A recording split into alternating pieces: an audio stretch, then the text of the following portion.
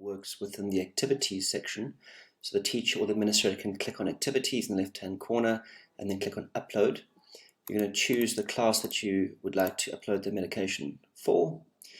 The nice thing with this module is that the school can send a request to the parent to digitally sign and approve. So I'm going to select Susie.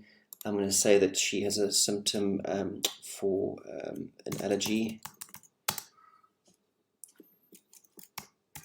to nuts. She might want to be administering, I don't know, 10 mils of the EpiPen.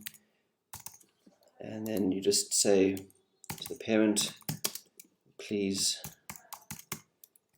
digitally give consent for us to administer the EpiPen to your child. Okay, so we're going to make that available to the parent to view. So we're going to turn that on. We're going to click submit.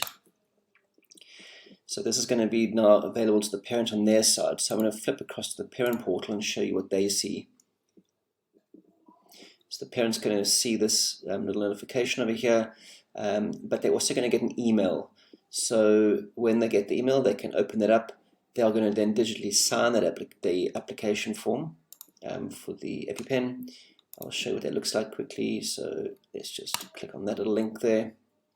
So the parents will get this, allergy to nuts. They are then going to digitally give consent.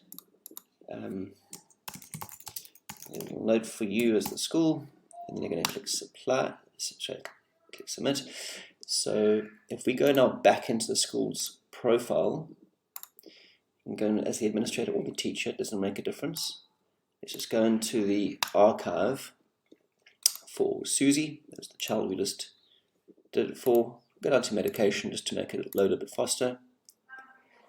Okay, so there it is, and this is the parent's response. So you can just click on the little link that says parent response, and then you can store that on record.